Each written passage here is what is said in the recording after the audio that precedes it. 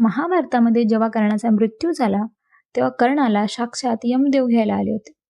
आणि त्या क्षणी तिथे सूर्यदेव आणि इंद्रदेव आले आणि त्यांनी यमदेवांना विनंती केली की कर्णाला स्वर्गात घेऊन जा, कारण त्यांनी पूर्ण आयुष्यभर खूप दानपुण्य केले आहे. यमदेवांनी विनंती मान्य केली आणि कर्णाला स्वर्गात नेले.